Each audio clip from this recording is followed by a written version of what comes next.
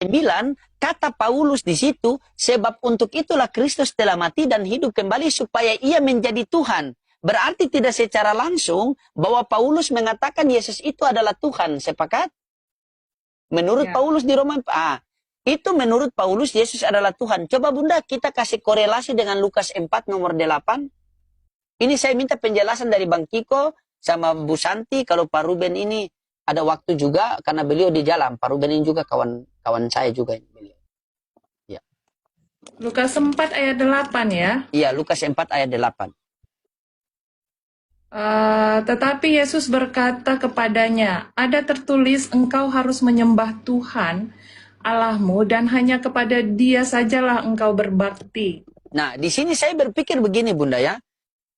Di Roma 14:9 Paulus mengatakan sebab untuk itulah Kristus telah mati dan hidup kembali supaya ia menjadi Tuhan baik atas orang-orang mati dan maupun atas orang-orang hidup.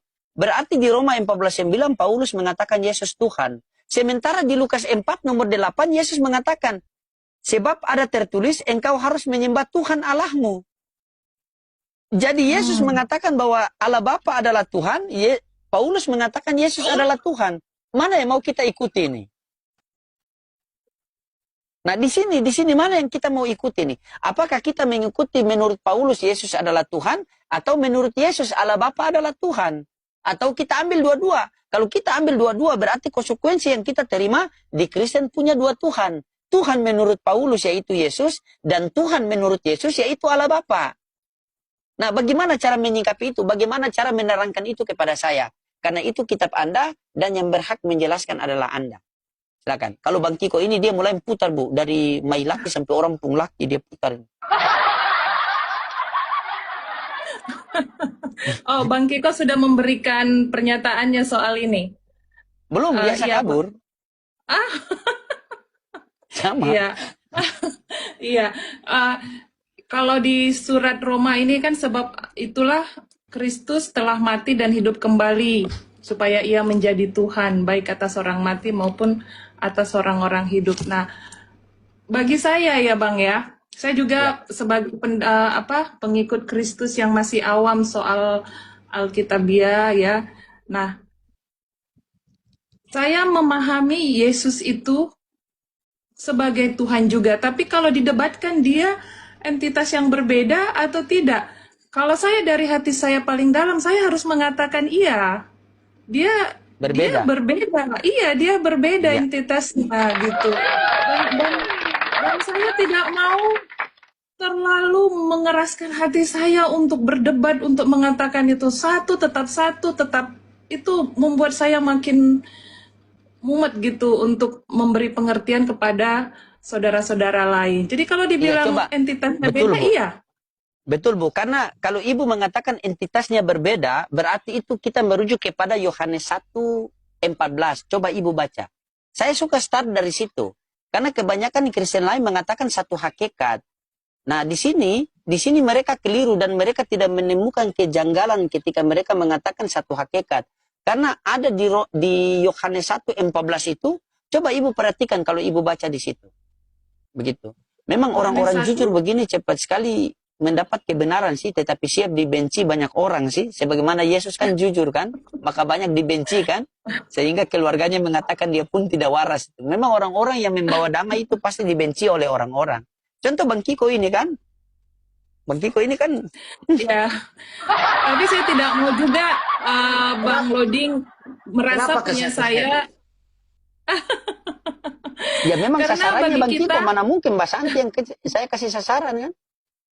Iya, jadi saya pun jadi saya pun berani mengatakan ini bukan karena paksaan atau ada unsur lain atau karena Bang Loding, tidak. Saya sudah merasakan ini sebelumnya.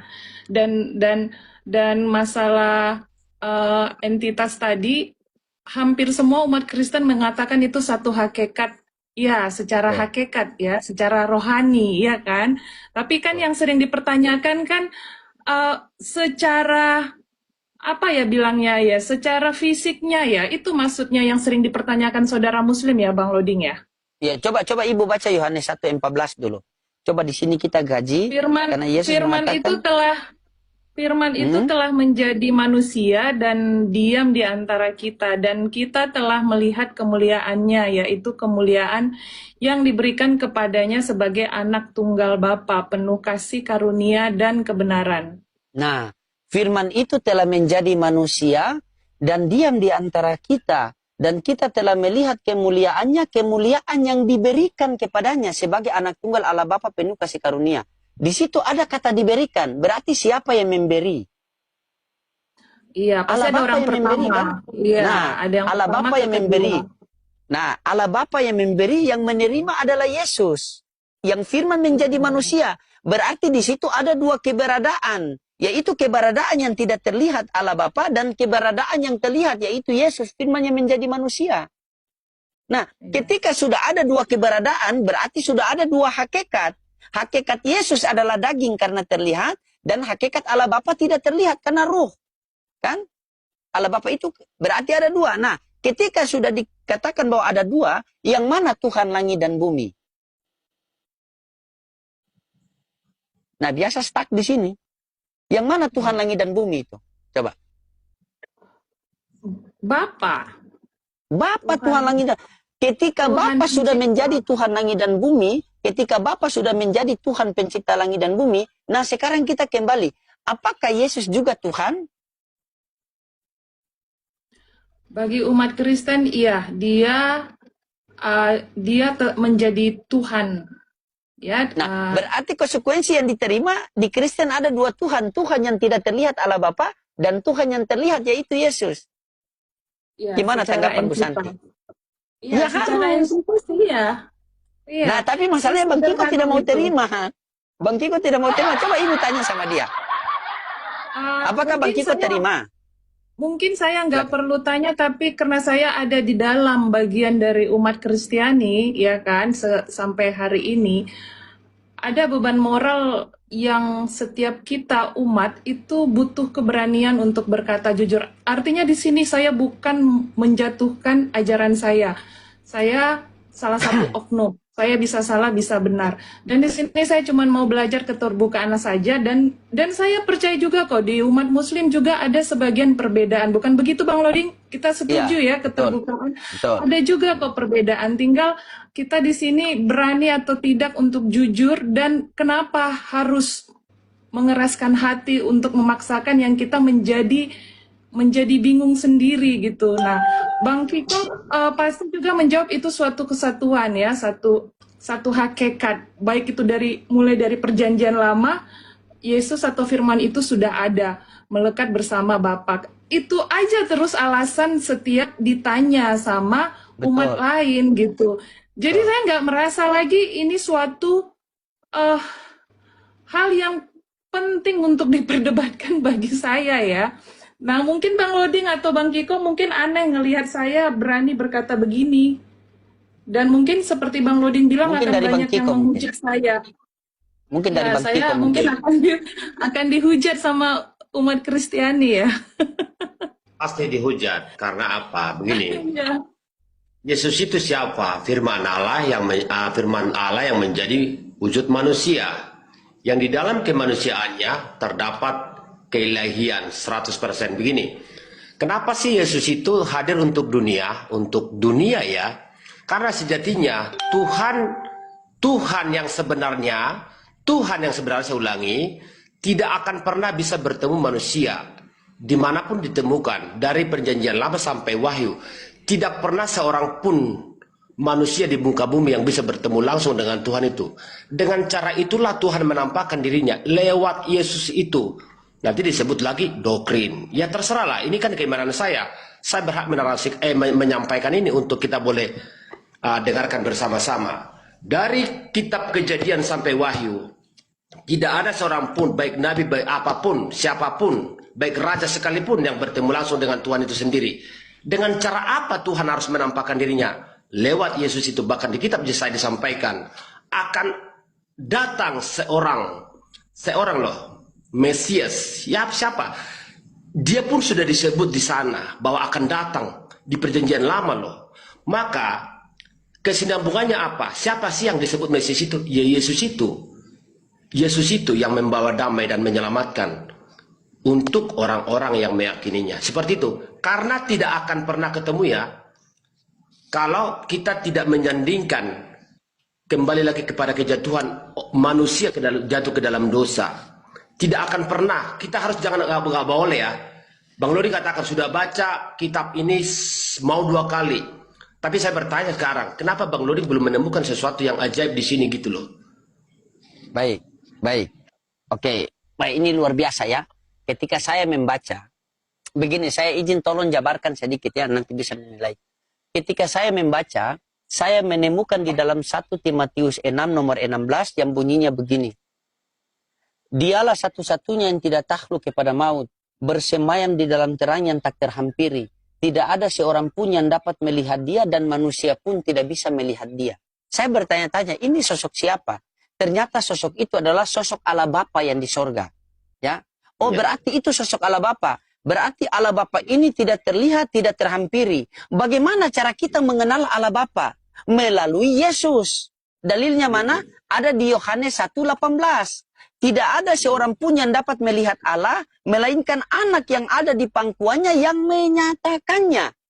Berarti Yesus datang ke dunia ini mau menyatakan kepada Bani Israel bahwa Allah Bapa itu ada namun tidak terlihat. Sehingga dalam Yohanes 5:37 Yesus mengatakan, Bapa yang mengutus aku, dialah yang bersaksi tentang aku. Kamu tidak pernah mendengar suaranya, rupanya pun kau tidak pernah melihat. Nah, timbul pertanyaan. Kalau kita tanya kepada orang Kristen, ini pasti mutar-mutar. Tapi kalau kita tanya kepada Yesus, Yesus, untuk apa kamu diutus ke dunia ini? Bagaimana? Maka Yesus mengatakan, baca Yohanes 3:3-4. Di dalam Yohanes 3:3-4 dikatakan, sebab siapa yang diutus oleh Allah, maka dia menyampaikan firman Allah. Maka kita tanya kepada Yesus langsung, Yesus, apakah benar engkau menyampaikan firman Allah? Benar, dalilnya mana? Yohanes 17:8. Sebab segala firman yang engkau sampaikan kepadaku telah aku sampaikan kepada mereka. Dan mereka telah menerimanya. Dan mereka benar-benar tahu bahwa aku datang daripadamu. Dan mereka percaya bahwa engkaulah yang telah mengutus aku. Yesus, tapi menurut Bang Kiko kamu adalah Tuhan. Apa kata Yesus dalam Yohanes 5:30?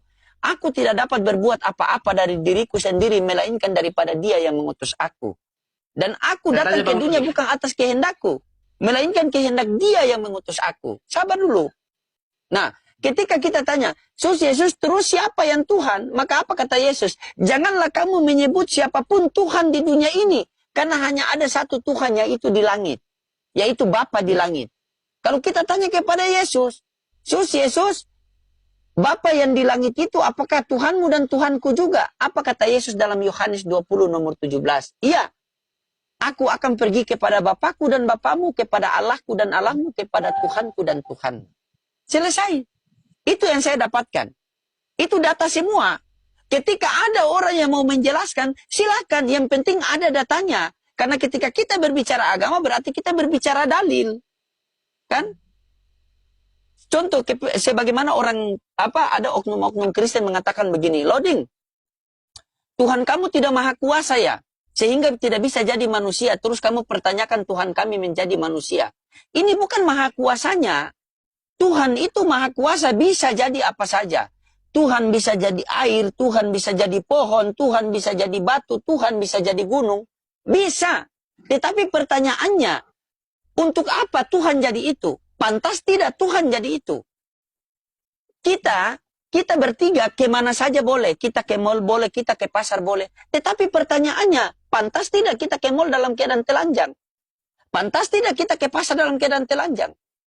Kalau kita manusia yang punya keterbatasan ini, ada hal-hal yang tidak pantas, bagaimana dengan Dia yang maha kuasa menjadi maha rendah? Bagaimana Dia maha kuasa menjadi maha tidak berkuasa? Karena manusia tidak dapat berbuat apa-apa selain daripada Tuhan. Bagaimana bisa Dia maha tinggi menjadi maha rendah? Nah, yang kedua, kalau pantas Tuhan menjadi manusia, dalilnya mana? Karena kita punya kitab suci. Supaya kenapa kita punya kitab suci? Agar kita berbicara agama, kita buka kitab suci kita. Ada tidak dalilnya di dalam? Nah, yang saya ketemukan sekarang Pak Kiko, contoh yang simpel buat Pak Kiko ya. Ini saya tanya jujur-jujur Pak Kiko ya. Tuhan bisa tidak jadi manusia? Pak Kiko. Tidak. Bisa, karena dia maha kuasa, betul? Iya. Nah, kalau manusia bisa tidak jadi Tuhan? Tidak. Tidak bisa. Di dalam Yohanes 3:13, Yesus sendiri mengatakan, tidak ada seorang pun yang naik ke sorga melainkan daripada dia yang turun dari sorga, yaitu anak manusia. Anak manusia, ya sabar. Anak manusia itu merujuk kepada siapa? Yesus. Yesus. Manusia bisa tidak jadi Tuhan. Yesus itu kan roh Tuhan sendiri, rohnya. Di sini mulai putar-putar. Kan ketahuan. Gitu. Karena tidak ada kejujuran. Tadi Anda sudah katakan, manusia tidak bisa jadi Tuhan. Begitu saya kasih dalilnya, Anda paksakan dia jadi Tuhan. Coba izin Bunda, boleh saya minta tolong Bunda baca di Kisah Para Rasul 4:27 sekali saja buat Bang Kiko, biar dia menjelaskan. Kenapa jadi buat saya? Iya, Kisah Para Rasul 4:27. Ya, Kisah Para Rasul 4:27. Lalu saya sasaran si Luding yang benar dah. Tidak mungkin Bunda Santi yang sasaran lah. Masa kau ini mau menyudutkan perempuan? Saya terus sasaran terus sampai pagi sampai sore, hari-hari tiap hari. Selalu saya sasaran. Nggak ada saya udah mau ngomongin, ada saya udah mau ngomongin. Suka-sukamu lah situ. Coba dengar dulu Kisah Para Rasul 4:27. Iya, silakan. Para Rasul 4 ayat 27, sebab sesungguhnya telah berkumpul di dalam kota ini Herodes dan Pontius Pilatus beserta bangsa-bangsa dan suku-suku bangsa Israel melawan Yesus, hamba-Mu yang kudus yang telah Engkau urapi. Kalau pemikiran kita yang lurus berarti Yesus punya Tuhan atau tidak, Bunda? Iya, karena ada kata-kata hamba-Mu ya. Hamba-Mu yang kudus yang Engkau urapi. Makanya dia digelar sebagai Kristus, orang yang diurapi Tuhan kan? Begitu. Telah berkumpul Herodes dan Pontius Pilatus berserta suku-suku bangsa-bangsa melawan hamba-Mu yang kudus yang Engkau urapi. Engkau itu siapa? Allah Bapa. Hamba itu siapa? Yesus. Ketika di dalam Bible sudah dikatakan Yesus adalah hamba, Bang Kiko mau putar bagaimana sehingga dia menjadi Tuhan. Silakan. Silakan. Jelaskan kitab suci Anda. Saya minta penjelasan. Silakan. Apa definisi hamba dalam pengertian Anda dalam keimanan? Coba Bang Luding. Hamba. Hamba itu kalau tidak salah dia bulat, ada kelapa di luar, baru di dalam isi gula merah. Bukan dalam keimanan juga bulatan-bulatan apa? Dalam keimanan, ya, konteks keimanan. Hamba. Hamba itu adalah manusia ciptaan. Hamba itu adalah ciptaan. Kita berbicara keimanan, Bang Luding. Iya. Emang kalau pemahaman Bang Kiko hamba itu apa? Pelayanan kan? Kalau di dalam kekristenan hamba itu adalah seorang yang melayani kan? Dia melayani apa? Dia melayani semua firman Tuhan. Berarti dia ciptaan Tuhan yang dipilih oleh Tuhan untuk melayani. Tapi merujuk pada pribadi yang taat, menunjukkan suatu ketaatan, hamba. Hamba. Dia taat kepada siapa? Bapa di sorga. Oke, berarti ada hamba taat kepada Bapa, betul? Ya. Ada berapa entitas? Udah saya jawab 2, iya. 2. Yang mana Tuhan langit dan bumi? Bapa di sorga. Berarti Yesus bukan Tuhan. Berat menjawabnya tetap salah. Berat menjawab Bunda, berat. Yesus itu firman Allah yang menjadi manusia. Benar bukan? Kan ada ayatnya sudah kita baca berkali-kali. Iya sudah. Di dalam Islam juga ada. Ketika firman Allah nuzul menjadi Al-Quranul Karim, tidak ada satupun orang Islam yang menuhankan Al-Quran. Padahal dia tahu Al-Quran itu firman Tuhan. Tetapi orang Islam menjadikan Al-Quran itu sebagai pedoman hidup untuk menyembah kepada Allah Subhanahu wa Ta'ala. Nah, seharusnya ketika kalian di dalam kekristenan, ketika firman Bapa nuzul menjadi manusia, bukan kalian tuhankan manusia itu, melainkan kalian jadikan manusia itu sebagai pedoman hidup untuk menyembah kepada Allah Bapa. Makanya kalian Kristen dikatakan pengikut Kristus. Apa yang kalian ikuti? Pengajaran, perbuatan, dan perkataan Yesus. Permasalahannya timbul. Apakah ada pengajaran Yesus untuk menyembah kepada dirinya? Apakah ada pengajaran Yesus untuk bertuhan kepada dirinya? Kan tidak ada. Bahkan Yesus mengajarkan murid-muridnya, hukum yang terutama ialah, wahai orang Israel, Tuhan Allah kita, Tuhan itu Esa. Kasihilah Tuhan Allahmu segenap hatimu dan sepenuh akal budimu. Silakan. Silakan dibengkokkan. Dibengkokkan. Ya, silakan. Ya, yang kami imani begini Bang Loding. Memang selama dia masih di bumi, tidak mau, tidak terima, tidak menerima keberadaan itu, dituhankan. Tetap selalu disebut, bertuhanlah kepada Bapa di sorga. Ketika dia sudah kembali kepada Bapa di sorga dan duduk di sebelah kanannya, baru jabat. Jangan begini-begini. Kalau bernarasi saya dengarkan, kalau saya digini-giniin. Baru jabatannya jadi Tuhan. Ya, kita kasih Ibu Bu Santi komentator sedikit lah. Bagaimana Bu Santi, pendapat Bu Santi? Silakan. Iya, kasihlah. Di sini kan kita sama-sama belajar. Tidak ada yang pintar. Kita sama-sama belajar. Siapa tahu kita serahkan kepada Tuhan. Mau nanya Silakan. Bang Loding, yang memang loadingnya sangat cepat Bang Loding ini itu yang saya juga senang. Itu yang mengerikan di dia. Hafal banget ayat, makanya rusak otak saya dibuat. Bang masalah Loding ini sangat mendalami Alkitab ya. Gitu ya. Jadi saking cintanya saya sama Yesus, saya cinta Yesus. Iya. Saya cinta Yesus. Tidak ada konteks sebenarnya. Dengar sebentar. Bang Loding bilang cinta Yesus, tapi Yesus pakai kolor, Yesus pakai, nggak boleh gitu. Iya, nggak boleh begini. gitu dong. Iya, sabar begini. Ini yang harus saya luruskan ya. Begini. Iya. Saya itu cinta Yesus sehingga saya tidak meyakini bahwa anak yang dikasihi oleh Bapa, inilah anakku yang aku kasihi, kepadanya aku berkenan dan dengarkanlah dia. Tidak mungkin anak yang dikasihi oleh Bapa tiba-tiba tergantung hanya pakai sempak di kayu salib. Itu saya tidak percaya, karena kita sudah baca ayatnya di dalam Ulangan 21 nomor 23, apabila seseorang itu apabila seseorang itu berbuat dosa yang dengan sepadan, maka janganlah kau gantung mayatnya semalam-malaman di atas tiang, karena Allah Bapa mengutuk orang yang tergantung di tiang. Saya tanya sama Bang Kiko sama Bu Santi ya, ketika Yesus tergantung di atas tiang, itu dia teriak apa? Eli Eli lama sabachthani. Benar? Apa artinya itu? Mengapa engkau meninggalkanku? Allahku, kenapa engkau meninggalkan aku? Betul?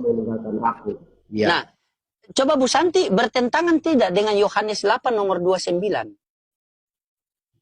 Bertentangan tidak? Coba baca Yohanes 8:29. Ketika Yesus di kayu salib, dia teriak, Eli Eli lama sabachthani, Allahku, Allahku, kenapa engkau meninggalkan aku? Bapakku, Bapakku, kenapa engkau meninggalkan aku? Bertentangan tidak dengan Yohanes 8 nomor 29? Coba baca.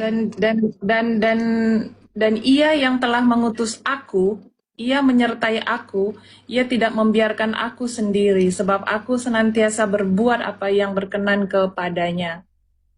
Taat kan? Bukan masalah taat. Ketika di kayu salib, ada oknum Yesus yang teriak, Eli Eli lama sabachthani, Allahku, Allahku, kenapa engkau meninggalkan aku? Ingat, di dalam Yohanes 8 nomor 29, Yesus mengatakan, dan dia yang telah mengutus aku, dia tidak akan membiarkan aku sendirian. Karena aku selalu melakukan apa yang dikehendaki olehnya.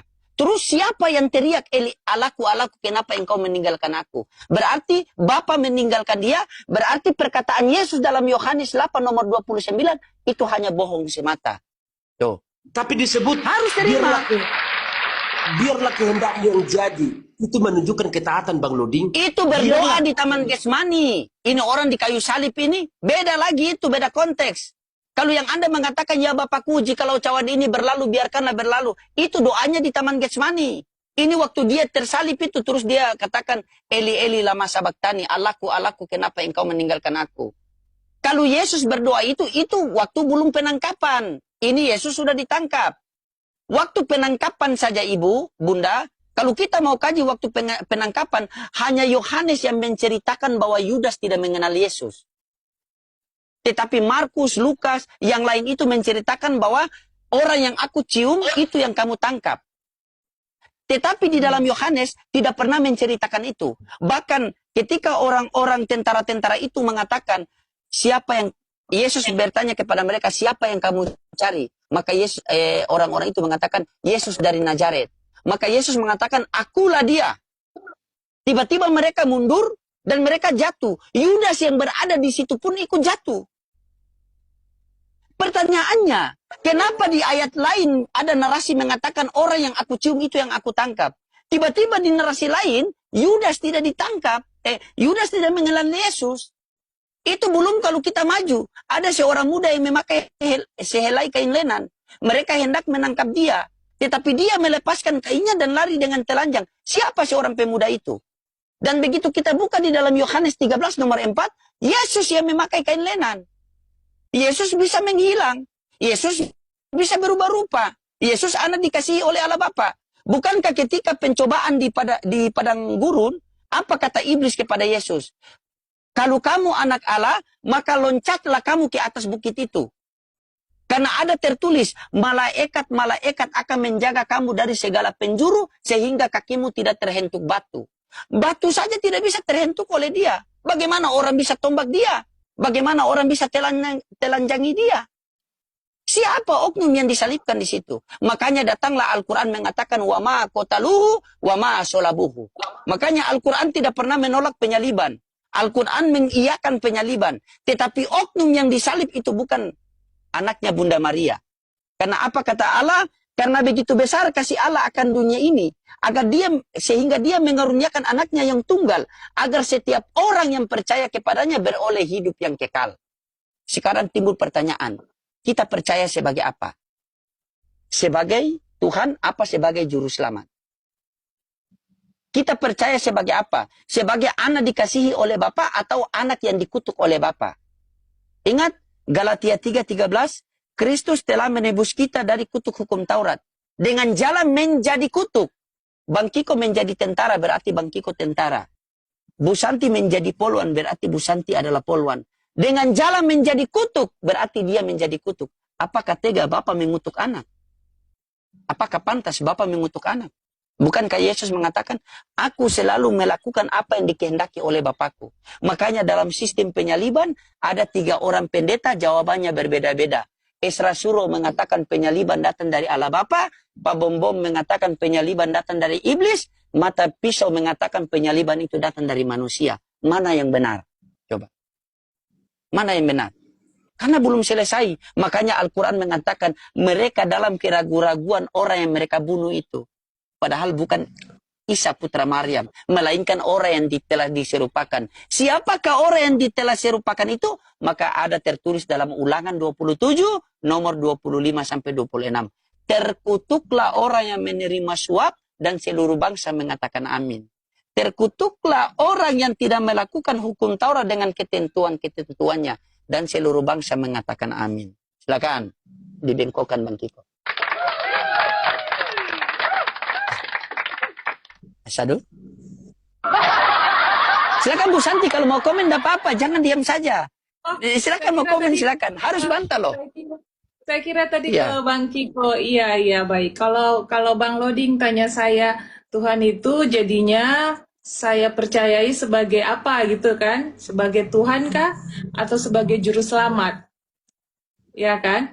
Nah, saya beragama membuat agama itu sangat sederhana. Ya, saya tidak mau pusing-pusing dengan memaknai agama itu sangat rumit. Kalau dibilang sebagai Tuhan, sebagai Juru Selamat, saya bisa mempercayai dua-duanya karena saya merasakan keberadaan itu di hati saya begitu. Dan Bang Loding harus menghargai itu ya. Gitu. Iya, saya menghargai Bunda.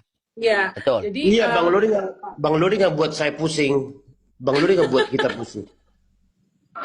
Ya, karena Bang Loding sama Bang Kiko kocak orangnya, jadi suka dibuat guyonan. Tapi mungkin Bang Loding harus masukin satu yang lebih pakar, karena mungkin Bang Kiko jadi kesulitan mengimbangi Bang Loding yang saya lihat tidak terlalu imbang gitu. Masalahnya tidak ada Bunda. Bang Made. Kebanyakan orang-orang kalau sudah mentok pasti menghujat dan Bang Kiko tahu sendiri dan Bang Kiko marah sama mereka. Makanya mereka selalu mengatakan Bang Kiko ini Muslim yang menyamar. Dan tidak ada. Bahkan sama pendeta pun bahkan sama Pak Pendeta Budi Asali ini mau rencana ketemu di Surabaya. Kita mau diskusi ngobrol. Masalah tema keselamatan dan ketuhanan. Karena itu fundamental itu. Masalah kalau kalian mengatakan bahwa Yesus adalah juru selamat, kami Islam tidak pernah menolak. Kami tidak pernah menolak. Kami mengakui wong dia juru selamat bagi Bani Israel. Iya. Kan tertulis di dalam kisah para rasul 13 nomor 23. Seperti yang dijanjikan olehnya, Allah Bapa akan membangkitkan juru selamat bagi Bani Israel. Kami percaya. Bang Loding berkata, juru selamat bagi Bani Israel. Saya tanya, jujur ya, diterima nggak? Diterima nggak? Maksudnya diterima bagaimana? Bani Israel terima nggak Yesus itu sebagai juru selamat? Jawab jujur. Masalah begini, abangku, abang dengar baik-baik ya. Masalah Bani Israel mau terima atau tidak, tetapi barang itu khusus Bani Israel. Contoh, HP ini untuk istri saya. Ketika saya berikan kepada istri saya mau terima atau tidak, saya tidak bisa berikan kepada tetangga saya. Karena HP ini khusus buat istri saya. Yesus Itu ini HP. diutus untuk Bani Israel. Bani Israel mau terima atau tidak, tetapi itu diutus oleh Bani Israel. Kisah para Rasul 13:23. Seperti yang dijanjikan olehnya, Tuhan akan membangkitkan juru selamat bagi Bani Israel. Jadi juru selamat itu dikhususkan bagi Bani Israel. Sehingga Yesus mengatakan, aku diutus hanya untuk domba-domba yang hilang dari Bani Israel. Bahkan dalam Yohanes 17:9, aku berdoa untuk mereka, bukan untuk dunia. Kalau dia diutus untuk dunia, terus kenapa dia mengeluarkan statement seperti itu? Yohanes 17:9, coba Anda baca. Aku berdoa untuk mereka, bukan untuk dunia. Kenapa dia mengatakan begitu kalau untuk dunia? Makanya saya membaca Bible, narasi-narasi sebelum terjadi penyaliban, dan narasi-narasi setelah terjadi penyaliban, itu sangat berbeda Bang Kiko. Ketika Yesus mengutus 12 muridnya, Yesus mengatakan apa? Jangan menyimpang dari bangsa Samaria. Jangan menyimpang dari bangsa yang lain. Tetapi begitu terjadi penyaliban, tiba-tiba ada statement yang keluar. Pergilah ke seluruh bangsa muridku dan baptislah mereka dalam nama Bapa, Putra, dan Roh Kudus. Pertanyaan, Yesus pernah baptis orang pakai nama Bapa, Putra, dan Roh Kudus atau tidak? Pernah tidak? Itu yang Anda kaji. Jadi saya ini membaca terbagi. Saya baca perkataan, saya baca Bible itu sebelum terjadi penyaliban dan setelah terjadi penyaliban itu sangat berbeda. Dan sebelum terjadi penyaliban dan surat-surat Paulus itu sangat berbeda. Bahkan di perjanjian lama dengan perjanjian baru sangat berbeda. Bilangan 23 nomor 19. Allah bukanlah manusia, juga bukan pula anak manusia sehingga dia berdusta. Datang perjanjian baru, Allah menjadi manusia. Coba, ini kita belajar. Kenapa sampai seperti itu? Agama itu dari bahasa Sanskerta, tidak agama, kacau. Jadi ketika orang beragama itu tidak kacau. Kalian tidak kacau. Yang kacaunya itu adalah kitab yang kalian pegang. Kenapa bilang kacau? Karena kalian tidak kembali kepada original teks. Kalian bergantung di terjemahan. Contoh yang simpel. Ketika versi LAI, Yesus makan ikan goreng. Tetapi begitu versi ILT3, TB baru, Yesus makan ikan bakar. Mana yang benar, ikan goreng atau ikan bakar? Coba. Takutnya versi ke depan dia makan ikan kuah. Takutnya begitu. Nah, bahkan di dalam Bible itu tidak boleh menambah-nambahkan firman Tuhan, tidak boleh mengurangi-ngurangi firman Tuhan. Berarti di sini kita bisa tahu ada potensi untuk menambah dan ada potensi untuk mengurangi. Tetapi kalau Al-Quranul Karim, apa yang Allah katakan? Jika kamu ragu dengan Al-Quran yang kami turunkan kepada hamba kami, yaitu Nabi Muhammad, maka kalian buatlah satu surat semisal mungkin dan ajaklah penolong-penolong kalian dari kalangan jin dan manusia untuk membantumu. Bisa tidak? Tidak bisa. Sehingga Al-Quran selalu mengklaim dirinya, Zalikal kitabu la raiba fihi hudal lil muttaqin. Tidak ada lagi keraguan di dalam Al-Quran ini. Dan Al-Quran ini petunjuk bagi orang-orang yang bertakwa. Jikalau kamu ragu dengan Al-Quran yang kami turunkan, buatlah satu surat semisal mungkin. Silakan buat. Silakan buat. Silakan buat satu surah 9. Karena Allah sudah mengatakan, kami yang menurunkan Al-Quran dan kami yang menjaganya. Bagaimana cara Allah menjaga firman-Nya? Bagaimana cara Allah menjaga Al-Qurannya? Maka kita lihat ada anak umur 12 tahun bisa hafal 30 juz. Ada anak umur 14 tahun bisa hafal 30 juz. Tetapi bagaimana dari pena tua sampai pena muda ada tidak yang hafal Bible? Itu firman Tuhan loh. Ingat, Matius 4 nomor 4. Manusia bukan hidup dari roti saja, melainkan firman yang keluar dari mulut Allah. Maksud ayat itu apa? Bahwa kita ini bukan cuma ketika jasad kita kuat, ketika jasad kita lemah, maka kita butuh makan. Ketika iman kita lemah, maka kita butuh firman Tuhan. Begitu. Bagaimana firman Tuhan bisa masuk dalam diri kita? Ya, boleh saya interupsi tadi, tertarik tadi di tengah soal menguasai hafalan Al-Quran. Itu saya memang luar biasa, hal yang tidak bisa dinalar ya, bisa menghafal ayat tulisan Arabnya ya Ustadz ya. Ya. Nah, yang Bukan saya mau Ustadz tanya itu, bukan. bukan. Iya. Saya bukan ustadz. Jangan tanya, saya bukan ustadz. Saya cuma pendosa yang belajar bertobat saja. Saya bukan ustadz. Siap. Sama-sama. Nah, itu bagaimana bisa, baik itu anak kecil ataupun orang dewasa, bisa menghafal sebanyak itu, dan itu apakah disuruh juga di dalam Al-Quran untuk melakukan itu? Gitu Bang Hodi. Ya. Iya. Dan ini disuruh menghafal. Orang yang menghafal Al-Quran itu pahala banyak. Apalagi orang yang sudah menghafal dan mengamalkan. Lebih banyak daripada yang menghafal. Apalagi melakukan dua-dua. Begitu. Masalahnya mereka hampir tidak memahami juga gitu. Berarti butuh belajar, Bunda.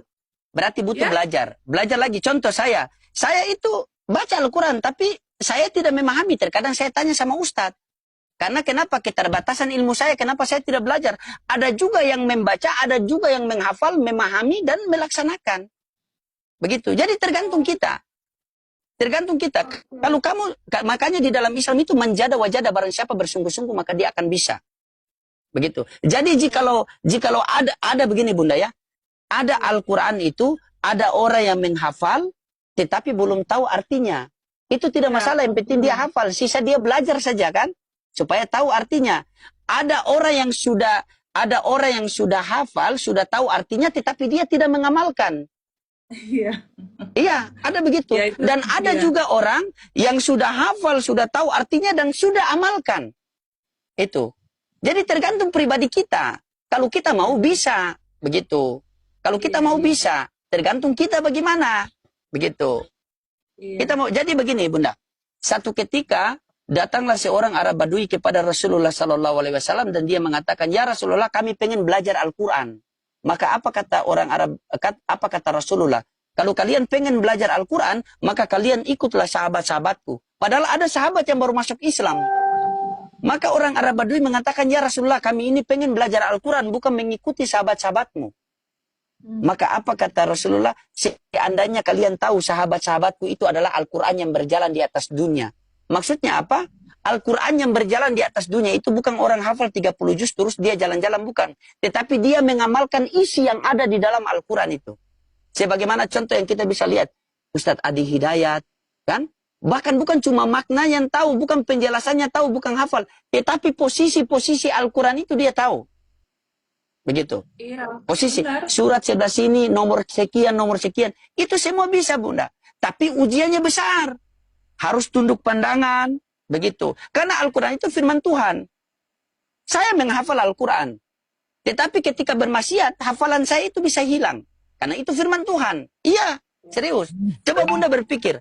Al-Quran 30 juz, anak 12 tahun bisa hafal. Kalau bukan diberikan hikmat daripada Tuhan. Bukankah Allah sudah mengatakan? Bukankah Allah sudah mengatakan? Kami yang menurunkan Al-Quran dan kami yang menjaganya. Bagaimana cara Allah menjaga Al-Quran? Maka lihat banyak orang yang bisa menghafal Al-Quran. Kalau kita berandai-andai saja Bunda. Kitab suci kita, Bibel kita hilangkan dari dunia. Buku Al-Quran, bukunya kita hilangkan. Terus kita tulis baru. Siapa yang punya kitab suci? Muslim, karena disuruh menghafal. Kalau berarti Kristen? Berarti ateis semua dong kalau begitu. Ya, Oke. tidak ada yang bisa menghafal Al-Quran. Tidak ada yang bisa menghafal. Bahkan kebanyakan terbukti yang terjadi itu ketika pendeta-pendeta diskusi sama kita orang Islam, kebanyakan pendeta masih, oh sabar saya buka ayatnya dulu. Tapi Islam itu langsung direkam di sini. Kami langsung rekam. Begitu. Kalau itu ilmu yang bermanfaat, Bunda, karena kami langsung rekam itu. Itulah kehebatannya Islam itu. Begitu. Makanya Al-Quran itu diturunkan kepada orang-orang yang berakal. Mungkin kalau Kenapa? Bang Kiko disuruh menghafal 2 juz mungkin udah belinger ya, udah Sudah puyeng dipasung. Bang Kiko. Sudah dipasung dia. Contohnya ini, Bunda ya. Bunda, contohnya ini. Saya pernah tanya kepada satu pendeta, sampai sekarang pendeta itu dia menghilang daripada saya sampai sekarang. Pendeta itu bahkan setiap komal itu saya naik, dia turun. Dia tidak mau. Coba Bunda buka Kejadian 1 nomor 2. Di situ ada fundamental yang saya bertanya-tanya tuh. Kejadian 1 nomor 2 itu. Ya, Kejadian 1 nomor 2. Iya. Bentar ya. Bumi belum berbentuk. Bumi belum Ya. berbentuk dan kosong gelap gulita, menutupi samudra raya, dan Roh Allah melayang-layang di atas permukaan air. Bumi belum berbentuk dan kosong. Bagaimana ada air di situ? Air dari mana itu? Bumi belum berbentuk dan kosong. Kosong itu tidak ada isi. Pakai dalil coba. Kalau pakai andai-andai, oh itu kan maksudnya tidak ada isi, tidak ada pohon-pohon, tidak ada ini. Itu pakai akal-akalan, pakai dalil. Coba cari tafsirannya di mana, silakan. Bumi belum berbentuk dan kosong. Gelap gulita menutupi samudera raya, Roh Allah melayang-layang di atas air. Air dari mana itu? Ada yang mengatakan H2O, ada yang mengatakan, masalahnya itu bumi belum berbentuk. Bukan bumi sudah terbentuk, tapi ini belum berbentuk. Berarti belum terbentuk. Gelap dan kosong, dan ada kata dan kosong. Tapi kok ada air? Air dari mana itu? Sementara air itu ada di bumi bersama-sama, begitu ya? Iya, bumi belum berbentuk, Iya. masalahnya kan beda sama kalau bumi sudah terbentuk. Kalau bumi sudah terbentuk, okelah. Masih ada toleransi sedikit kan? Tapi di situ bumi belum berbentuk. Dan kosong. Nah, bahkan Bunda, kalau kita baca seterusnya di nomor 3, berfirmanlah Allah, jadilah terang, maka terang itu jadi. Nah, itu terang dari mana? Sementara matahari nanti di nomor 14. Coba. Ada yang mengatakan, oh itu terang dari Allah Bapa. Silakan. Yang penting pakai dalil. Kan harus ada dalil. Dalilnya mana? Begitu. Kalau tidak dapat dalil, cari di tafsir. Yang penting ada. Karena kitab suci butuh ditafsir. Begitu. Ya, karena Kejadian 1 ayat 2 ini kan pastinya kita menyambung dari ayat yang sebelumnya, yaitu ayat pertama ya, Kejadian 1 ayat 1. Kan pada mulanya Allah menciptakan langit dan bumi. Jadi kalau tadi Kejadian 1 ayat 2 menjadi awal dari ayat firman, iya mungkin agak membingungkan, tapi karena sudah ada bunyi pertama pada mulanya Allah menciptakan langit dan bumi, maka ini sambungan. Jadi yang pertama itu sudah diadakan dulu gitu Bang Loding. Bumi itu Ya, pada sudah. mulanya Allah sudah diadakan dulu gitu Bang Loding. Karena bahasa Indonesia ini ya Bang Loding ya, ini kan pakai bahasa Indonesia. Bagi saya terkadang bahasa Indonesia tuh lebih rumit daripada bahasa Inggris. Lebih rumit memahaminya. Iya. Berarti Ayat Bunda, sabar, berarti Bunda ini bisa bahasa Inggris, Bunda. Ya, saya malah lebih fasih bahasa Inggris kan. Oh, bahasa Inggris. Berarti Bunda sudah pernah baca di Kidung Agung nomor 6. Kidung Agung 4 nomor 6 ayat 6. Pernah baca tidak? Coba baca di sini. Coba kita buka Belum. begini. Coba kita buka sama-sama ya. Kidung Agung 4 ayat 6. Coba kita buka ya, sabar ya. Kita coba belajar-belajar.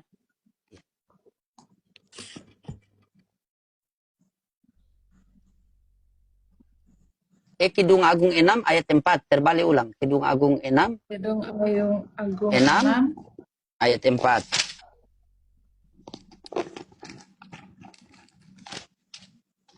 Saya bacakan ya. Cantik engkau, manisku seperti kota Tirja, juita seperti Yerusalem, dahsyat seperti bala tentara dengan panji-panjinya.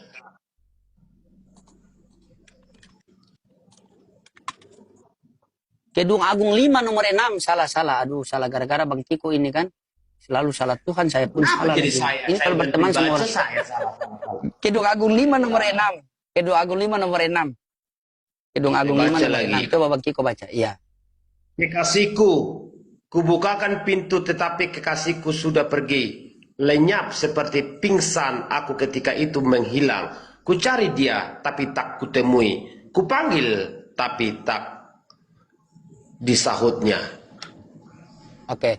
Coba Bunda Santi buka di komputer situ, cari yang ini, bisa enggak Bunda? Kalau Bunda bisa bahasa Inggris, bisa cari yang Alkitab Sabda Kidung Agung 5 nomornya, cari yang paralel begini. Kan kalau kita buka di sini Bunda. Aku udah paham itu Bunda. Teruskanlah, aku udah paham maksudnya dia. Pasti yang bengkok-bengkok. Karena Bunda kan bisa bahasa Inggris kan? Bunda kan bisa bahasa Inggris. Bang Kiko ini kan cuma bahasa roh. Saya juga jago bahasa Inggris sama saya. Tapi Bunda ini kan Inggrisnya provinsi Kidung Agung 5 nomor 6. Oke, di Alkitab Sabda.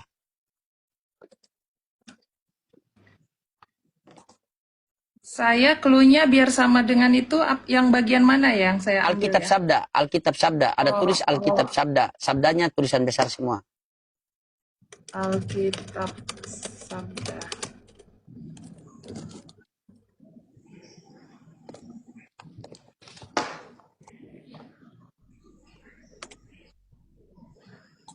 Tidak ketemu ya. Beda ya punya saya.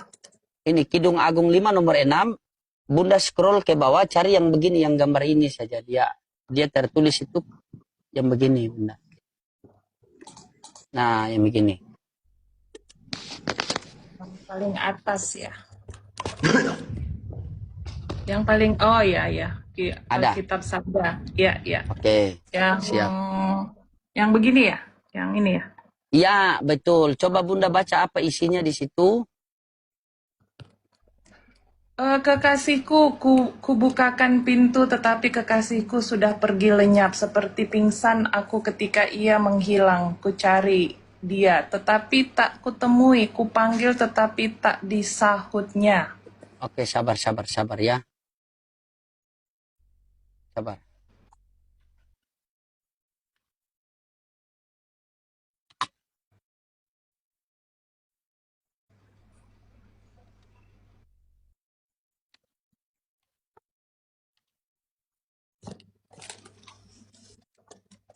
Ini saya baca, saya mau tanya sama pendeta. Salah, Kidung Agung 5:16. Ini lagi, netizen lagi sudah terlalu banyak ikut Bang Kiko ini. 16 Bunda, bukan 16. Kidung Agung 5 ayat 16. Beda, pantas saya bilang beda tadi. Pokoknya semua yang salah Bang Kiko lah ini. Bang Kiko. Sabar ya Bang Kiko. Ya, dia memang uji kesabaran di sini, dan istrinya itu istrinya itu sudah bilang tolong didik Bang Kiko. Jadi saya dapat mandat dari istrinya.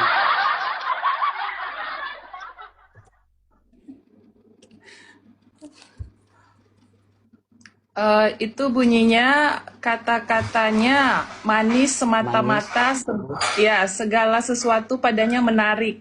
Demikianlah kekasihku, demikianlah temanku, hai putri-putri Yerusalem. Nah, itu padanya menarik. Coba Bunda kita scroll ke bawah, kan ada strong number di bawah itu kan. Coba Bunda lihat situ, padanya menarik. Itu strong numbernya 04261. Padanya menarik. Padanya menarik. Iya, dia punya strong Di number bawah. Iya, di bawah. Scroll lagi ke bawah. Sampai ada ini, merah 4 ini di bawah merah dan di bawah itu. Oke, ada kuno, Bible suku, bahasa Indonesia, bahasa Iya, di bawah, Inggris. di bawah itu. Di bawah yang ada padamu menarik itu. Ada strong number 04261. Ini di bawah sini nih. 04261. Iya. Ya, Sudah? klik. Coba Ya. klik di situ. Nah, dia Oke, dia tertulis apa di situ?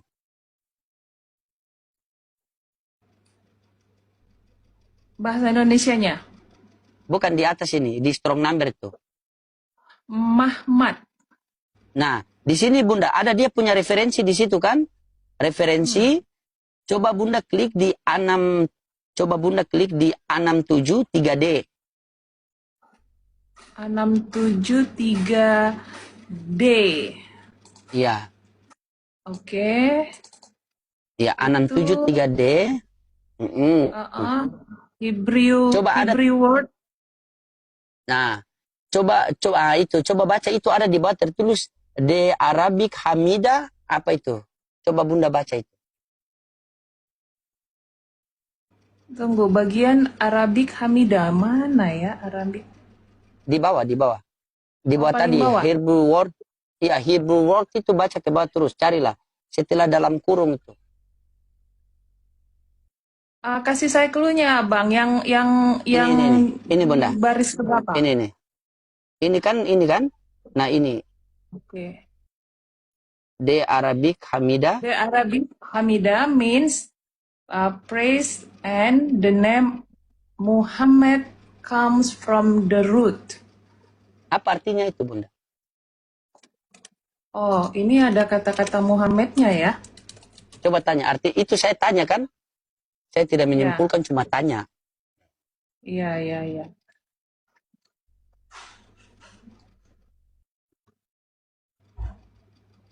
Saya harus hati-hati menganukan ini.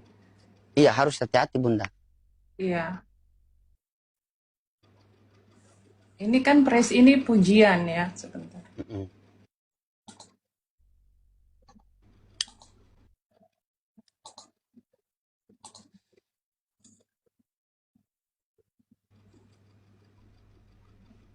Nah, itu menurut saya di situ ada nama Muhammad berasal ini dari kata Arab ya. Nah, The Orang Arabic yang- Hamida means praise and the name.